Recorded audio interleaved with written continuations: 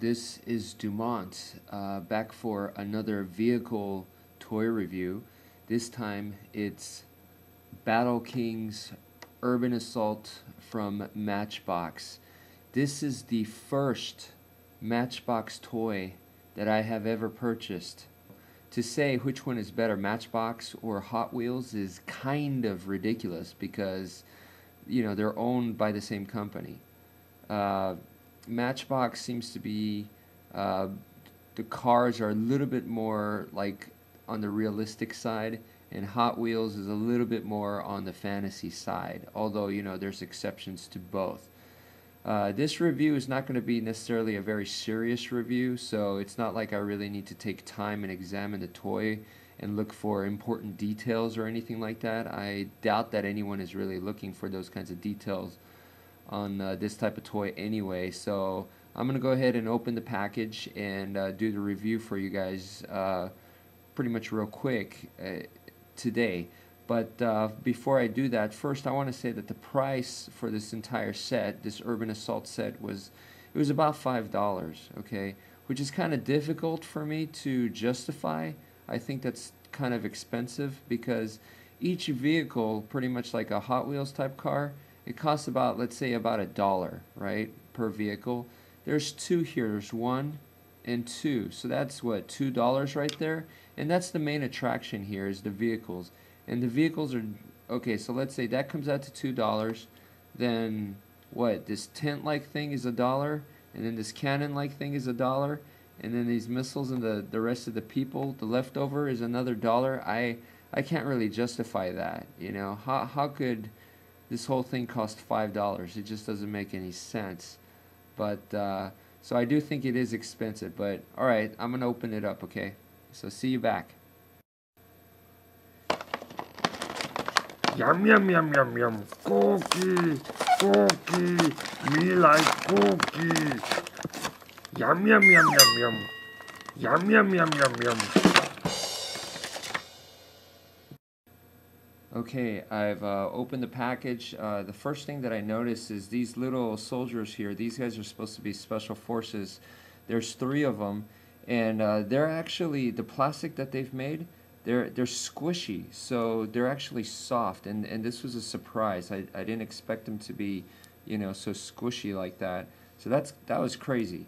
Okay, so I'll throw those guys aside. They give us 2 missiles, right, in 2 different colors for some reason, which is, you know, actually perhaps clever. Maybe the red one does more damage, you know, so that's actually better than just having him in one color.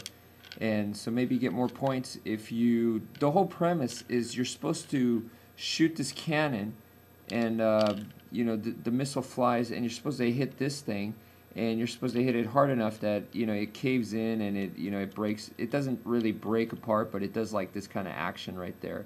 So if you do it like that, then I guess bullseye or something, and let's say if you hit it with a red, you get more points, whatever, you know. So that's the whole premise. Not that great, I know. And this target thing is pretty not all that, you know. I guess it's not super bad, but it's not that great either. Look at the back here, and I guess you can house the guys in there, but other than that, and this whole feature, I mean, nothing falls apart, but you know, it's just one of those. It's just a target, really, and yeah, it's not that great. Okay, so this is the truck. It's a Chevrolet, and I really have nothing good to say about this thing. I don't care for it. So I'll just put that there. The tank is the main thing. I was looking, this thing actually came with instructions, right? So I read the whole thing. That's my personality, is I always look at the instructional booklet first, and I read the heck out of it, even if it's something as simple as this. And I was just thinking, you know, they gave us this cannon, and I was like, you know, if these people were a little bit more creative, they'd make it to where the cannon attaches to the vehicles or something. And then I found out in the instruction booklet that's what they actually recommend. So it was cool. I was like, oh, just what I was thinking. The only problem is it doesn't fit well. It's like, I know it looks cool here, you know, and it might seem kind of solid, but it's not. It doesn't even connect to anything. It's just I'm just kind of squeezing it on there, and other than that, it doesn't. There's really nothing for it to clasp on here, on the 3 points that it should, and it doesn't. So that was really sad. It was almost like after they created this thing, they thought, hey, you know what? You could just attach this on there.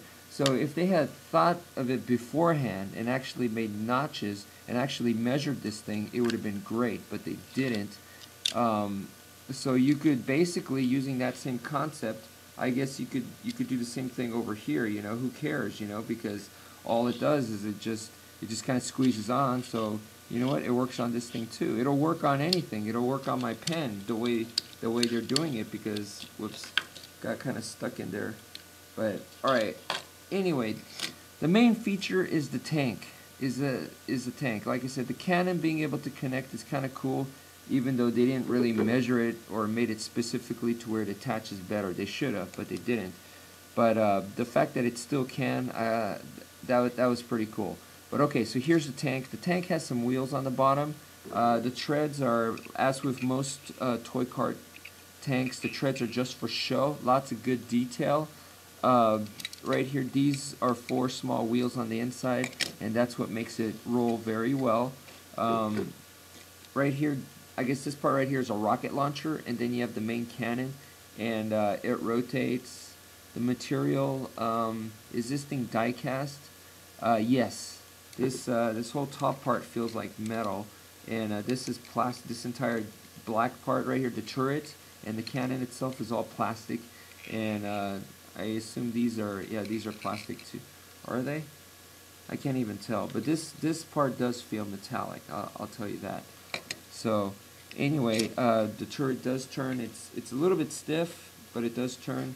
And the tank is awesome looking. I'm sure you're looking for a comparison real quick. So here is my what is it, Macho Machines tank, and of course Macho Machines is pretty small, like I mentioned before. So, you know, tank wise, it does seem kind of small. And Megatron, my other tank right here. So that's Megatron. Megatron, very futuristic looking tank. Looks like a good match, right? It does. It does look like a good match here. I don't know. I think both tanks are very cool. So pretty much that's my review for Urban Assault.